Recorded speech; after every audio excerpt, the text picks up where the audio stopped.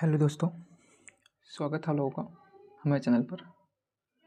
आज हम डिस्कस करने वाले हैं कि इंडिया यानी हमारा प्यारा भारत क्या एक एंडलेस कंट्रोवर्सी में जा रहा है, एक एंडलेस वायलेंस में जा रहा है। जिस तरीके से हालिया घटनाएं हो रही हैं, आप भी उस पर नज़र डाले होंगे, और उस पर जो प्रशासन का रोल रहा है, जो रिलीजियस वायलेंस हो रहे हैं हमारे देश में, ये मतलब काफ़ी ज़्यादा डिवेस्टेटिंग है हम सब के लिए। तो आज हम इन सब चीज़ों पे विश्लेषण करेंगे और देखेंगे कि इसका क्या रीज़न रहा है, आखिर क्यों ये होता है, इसका सोल्यूशन क्या हो सकता है। इन सारी चीज़ों पे हम डिस्कस करेंगे।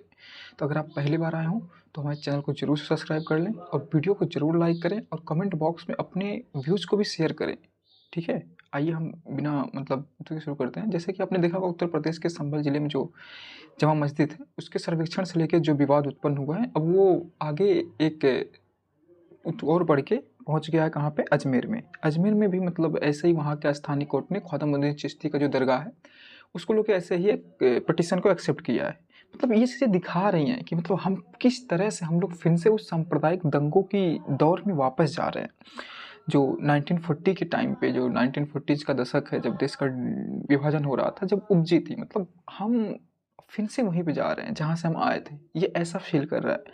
और इस सब चीज़ों पे जो कोर्ट हमारा है, हमारे कोर्ट का जो मतलब फैसला है, जो कोर्ट का राय है, जो कोर्ट के व्यूज हैं, वो काफ़ी मतलब एक तरीके से शो करता है कि हमारा जो कोर्ट है, जो हमारे न्यायालय है, जो सेस कोर्ट्स हैं, वो किस तरीके से एक कमिटेड कोर्ट की तरफ जा रहे हैं। मतलब ये देश के लिए अच्छा नहीं है। ये देश के ब्यूरो के, देश के डेमोक्रेसी के लिए, देश के लोगों के फंडामेंटल राइट्स के लिए ये अच्छा नहीं है। ओके, तो मतलब अब पहले संभल, फिर अजमेर, मतलब ये ना एक ये चीज़ है, ये कभी ना रुकने वाला एक वो बन जाएगा, एक पैटर्न बनता जा रहा है। ठीक है, एक पैटर्न बनता जा रहा है कि बेसिक मुद्दों से कैसे लोगों को भटकाया जाए, जो यहाँ के माइनॉरिटी हैं उनको डरा कर कैसे जो यहाँ के मेजॉरिटी हैं उसको ध्रुवीकरण किया जाए, उसका पोलराइजेशन किया जाए। इन सब चीज़ों को लेके ऐसे थॉट्स देते रहते हैं। आप लोग भी जानते होंगे कि जो अयोध्या राम जन्मभूमि का विवाद है, ठीक, विवाद उपदा था, उसमें फिर उसके बाद मथुरा, संभल, ये सारी चीज़ें अब धीरे धीरे आ रही है। लेकिन हमने क्या हुआ कि अयोध्या के बाद से हमें लगा था कि अब शायद ऐसे चीज़ें देश को ना देखना पड़े। अब अयोध्या का अगर हो जा रहा है डिसीजन, तो इसके बाद ऐसा चीज़ ना देखना पड़े। लेकिन हमारी जो कोर्ट्स हैं लेड बाई चंद्रचूड़ सिंह, जो चंद्रचूड़ जस्टिस, उन्होंने जब एक कंट्रोवर्शियल डिसीजंस दिया ज्ञानवापी मॉक्स को लेके, कि मतलब वहाँ का जो सर्वेक्षण है हो सकता है, और उन्होंने खुद से जो मतलब कोर्ट्स ने जो मतलब ये वो बनाए थे, पैरामीटर्स बनाए, जो एक एक्ट बनाया गया था 1991 में, उसको कमज़ोर करने का कोशिश किया।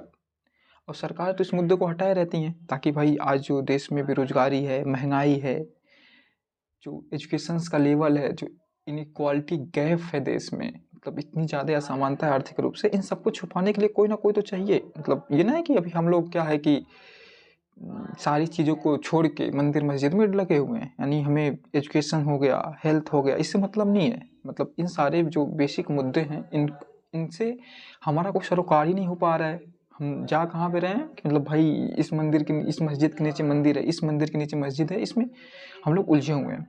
आप एक वो करिए, खुद से सोचिए कि अगर कल ऐसा हो कि कोई बौद्धिस्ट आता है और एक पिटीशन डालता है और ये कहता है कि भाई मतलब कुछ ऐसे मंदिर को वो टारगेट करता है और कहता है कि इन मंदिर के नीचे क्या है कि मतलब बहुत से बौद्धिस्ट स्तूप्स हैं, और उसके लिए कोई बुक्स का वो हवाला दे देता है। नॉर्मल सी बात है, आप जानेंगे लेटर मौर्यन पीरियड में बौद्धिस्ट के साथ बहुत ज़्यादा अन्याय हुआ हमारे देश में, उनके बहुत से रिलीजियस स्ट्रक्चर्स को तोड़ा गया देश में, इसमें तो कोई दो राय नहीं है।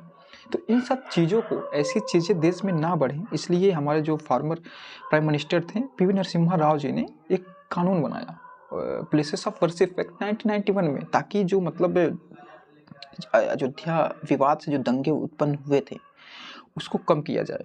और उन्होंने इस प्लेसेस ऑफ वर्शिप एक्ट में प्रावधान किया कि मतलब इससे जब से ये एक्ट आया है तो इसमें प्रावधान किया कि 1947 के पहले से, 1947 के टाइम से जो भी मतलब रिलीजियस चीज़ें रही हैं वो वैसे ही रहेंगी, उसके शेप में कोई परिवर्तन नहीं किया जाएगा। उन्होंने इसमें प्रावधान किया, अयोध्या को उससे बाहर रखा गया था। लेकिन नॉर्मल सी बात है, हमारे यहाँ एक पार्टी है बीजेपी, जिसके यहाँ सरकार है जो लेफ्ट विंग है, उसको तो एजुकेशन हो गया, हेल्थ सेक्टर हो गया, इन सब से कोई मतलब है नहीं। उनको सिर्फ लोगों को एक कभी ना ख़त्म होने एंडलेस वायलेंस में ढकेलना है पूरे देश को।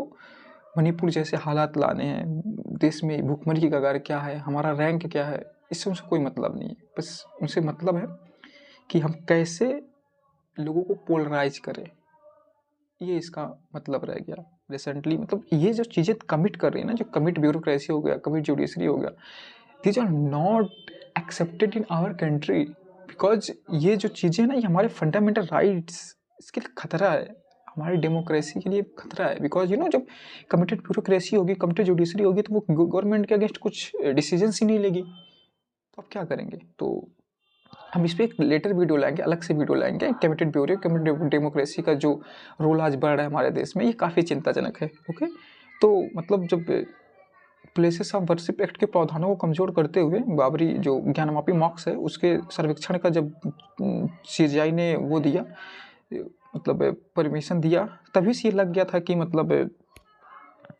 ये अब विवाद जो है देश में बढ़ने वाला है।